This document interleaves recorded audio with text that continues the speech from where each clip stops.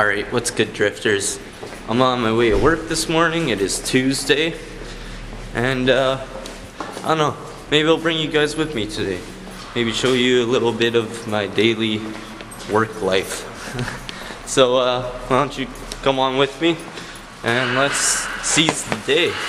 Alright guys, it's after work now. And, the great perk about my job is I get to use the shop whenever I want, as long as I respect the rules and everything. So I'm pulling the Beamer in, and that trunk situation, we're gonna sort it out right now. So check it out. Alright guys, just gonna pop the trunk here. Got a few things to do. So one, when I was back on the farm, my battery crapped out, so that's why I have booster cables to this battery. Luckily I had this spare. I always meant to hook them up in parallel, so I have double the amperage but the same voltage. Correct? Yes, that is correct. So I have this wire in here that I gotta warm up so it's a little more pliable, and yeah, we're gonna sort this out. So I just disconnected the secondary battery, so I'm gonna try and start the car. I just want to see if the battery actually got any juice back. The car was just running, so I'm pretty sure it'll start up, but let's give it a try.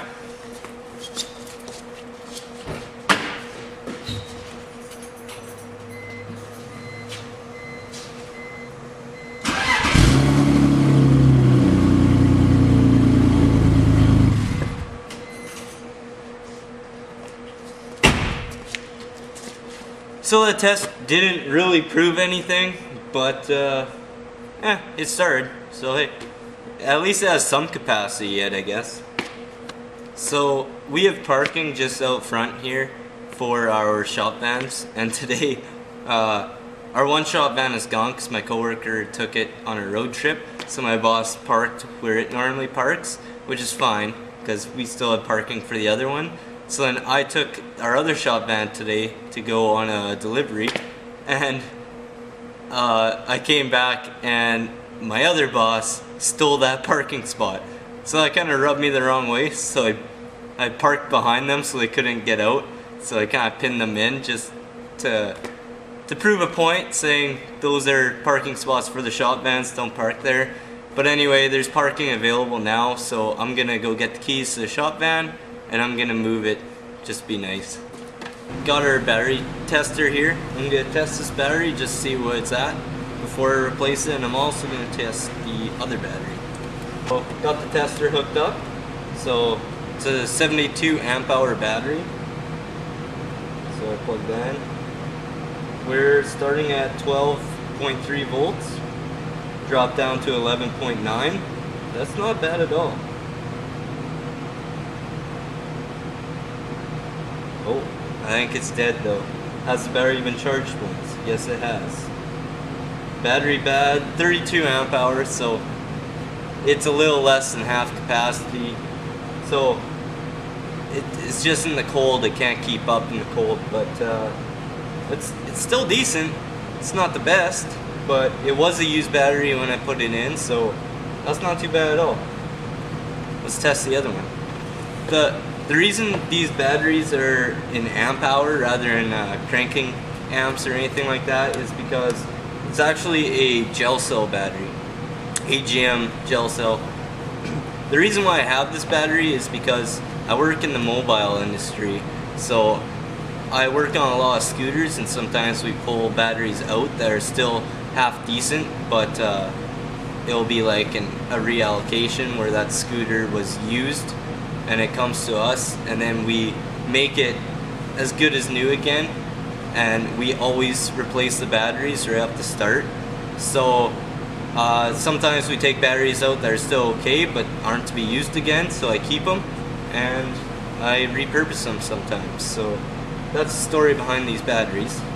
So a little bit about my job, I guess. Like I said, I work in the mobile industry, and a lot of people misinterpret that as in cell phones, but when we say mobility, we actually mean mobility. So I do everything from building wheelchair accessible vans like this one. Wheelchair repairs, so we got a bunch of wheelchairs here, or scooters and power chairs. I do a lot of that. Most of my day is working on power chairs and stuff, but I also do stuff like ceiling track here. This is just a temporary ceiling track setup for working on lifts like that one. That is a patient lifter. It would lift people up and whatnot. I also set up these poles. They're called super poles, I think. Selling and delivering power chairs, or lift chairs they're called, sorry. It's just basically a lazy boy recliner type chair, but it's got actuators that will tilt it back. It'll also lift up to help people get out of the chair so it's not such a struggle. I build decks like this sometimes and pour concrete pads for what's called a trusty lift, which is basically an outdoor, it's kind of like an elevator but not really. You would drive your wheelchair or scooter or power chair up on there, and it lifts you up onto the deck, and then you could drive into your house. I also install stair lifts. I'm sure lots of you have heard of Acorn stair lifts. We don't deal with Acorn as a product, but we have Bruno, and this is our ceiling track, and I install lots of, stair lifts, sorry, and I install lots of those. So that's a little bit of what I do Monday to Friday as a full-time job.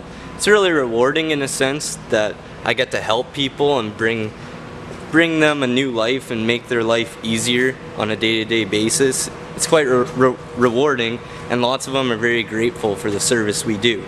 So yeah, my official title here is service technician. However, as you can see, I kind of do everything. Whatever needs to be done around here, I'm usually the guy that steps up and will do that specific thing that needs to be done. For instance, if we really need to get one, oh, this is a ProMaster. We also, I'll show you guys that because this is pretty cool. It's kind of a new thing we're introducing. So these rear entry vans we build a lot of, and that used to be our main thing, but now we're building these ProMasters. So this is a smart floor, and it's 100% customizable. However we want it set up, we can set it up. For instance, there's seat bases. As you can see, there's kind of like threaded holes and slots all along these. So essentially we can put seating wherever we want. We could put tie down tracks wherever we want. It's 100% fully customizable to the customer's needs. So they're pretty cool. But like I was saying, I kind of do everything to like jump and help out building those if those need to be done. Help out with the smart floor and these and building those. We do the full interior. I also do stuff like that's a lift to go in a vehicle. I install those. There's a ton of different accessories for vehicles that I would install up there. I don't know if you can really see that thing sticking up there. It's basically, it's called a Joey lift, and it goes in the back of a Caravan or Honda or any type of minivan essentially. They come with different brackets depending on which vehicle you're installing it in, but it's a platform on a track, so the platform will come out of the vehicle and then it lowers down, and you could drive a scooter onto there, and then it picks it up into the vehicle, and it's basically for transporting scooters and stuff like that. So just a general idea of my day job essentially. So like I said, it's an AGM battery. We're starting out at 12.9 volts. 72 amp hour, and the test begins. First load 12.8 volts, second load always drops. This one dropped to 12.3, which actually is worse than the other battery, but this battery's been good. This battery tested bad at 12.9 volts with 34 amp hour. So I think I'm gonna hook the two of them up together, like I was saying, in parallel, and that should solve my problem. Because together that'd be about 70 some amp hour, which would be perfect. I also have one more battery here. This one isn't as big, it's a 55 amp hour battery, but I tested it a little while ago and it seemed good, so I was planning on replacing this with the, I thought, bad battery, but it seems to be okay. So we're just gonna test this one, and if it's any better, we might use this one. If not, we'll stick to the two 74 amp hour batteries. And that tests at 36 amp hours. So all three of these batteries are around the same. They aren't full. They aren't close to full capacity, but they're around half. So that's pretty good. To be honest, this battery probably has more life than this battery because it's a 55 amp and it tested at 36 amp. Whereas this is a 72 amp and it tests at 36. So this battery is technically probably farther out the door than this battery is. So might use that one. We'll see. So I'm kind of sick of this always coming unplugged because it happens a fair bit. So I'm gonna fasten it down to the box like I should have.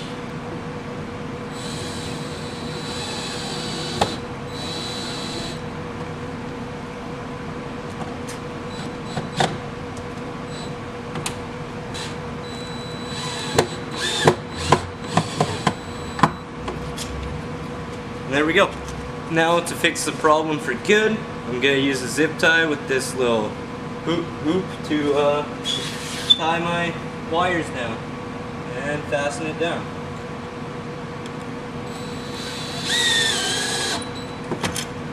And there we go. Little zip tie trick. Get yourself a pair of flush cuts.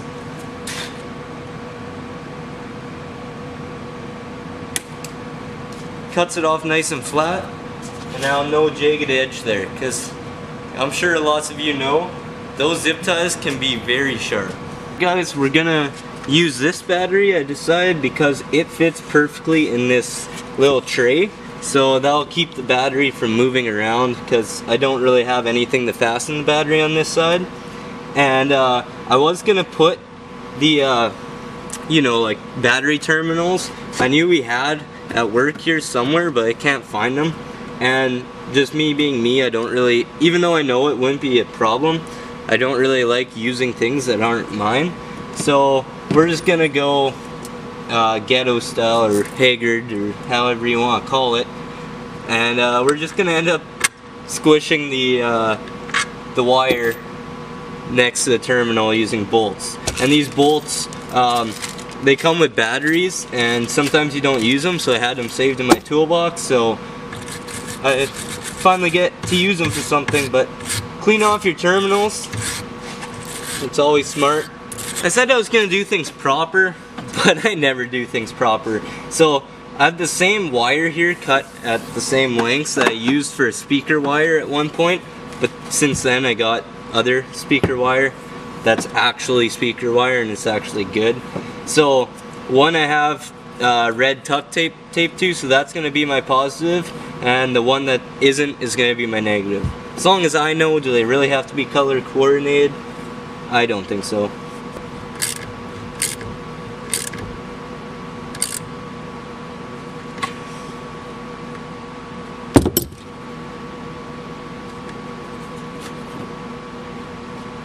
Good to go.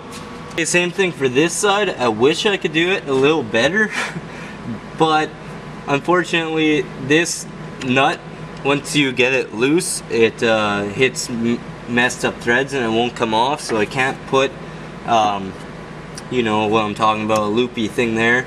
And then I go here, except that was really tight, I couldn't get it loose, and I felt like I was breaking this, so I just stopped. And basically what I'm doing is I'm just jamming this wire in between the terminal and the battery connection.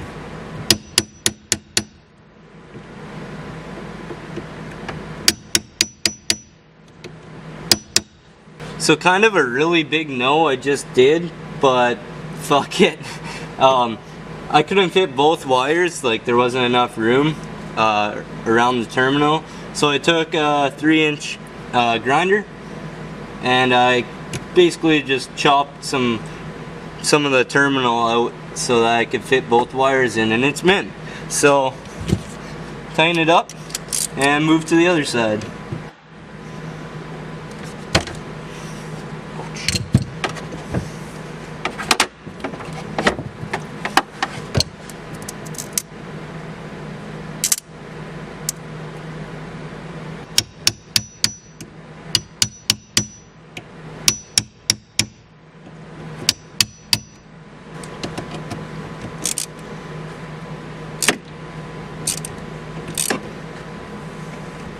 well, it's not the best, but it will work. So I'm good with it. Let's see if the charging system works.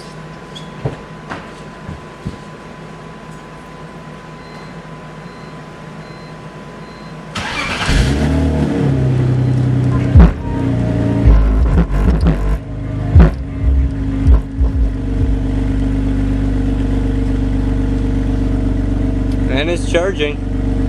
We're doing good. So yeah, I got all the crap stuff back into my trunk.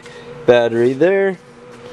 Attached to that battery there. I'll keep that battery around for a while yet, but one thing for you guys to look forward to is this box, as you can see, is completely shit. I have a 12-inch Sundown 1500 watt RMS in there that bumps, but this box cannot handle it. Just after high school, I bought that sub with some grad money I had, and I had the sub, I had the amp, I had everything sitting there ready to go other than the box. So I showed you guys the farm, so I went into town and the best they had was this pine 3/4 inch plywood.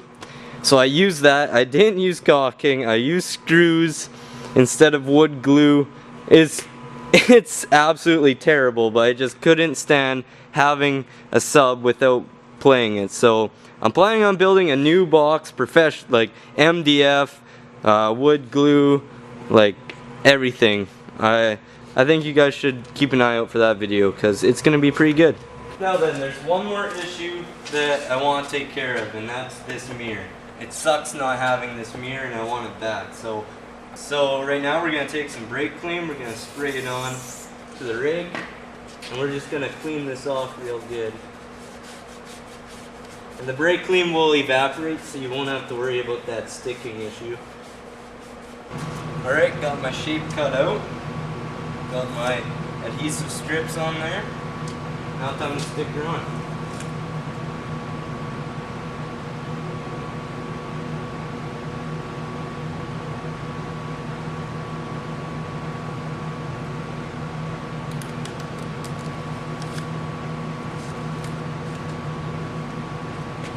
That'll work, I guess.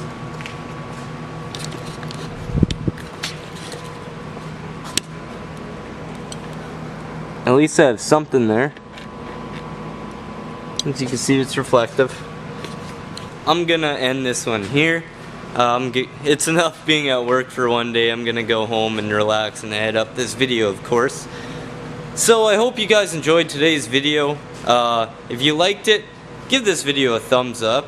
If you want to subscribe, click up here. And if you enjoyed it, why not check out this video? Maybe it'll be just as entertaining, if not more. So anyway guys, as always, I'm Eddie Drifter, and stay sideways.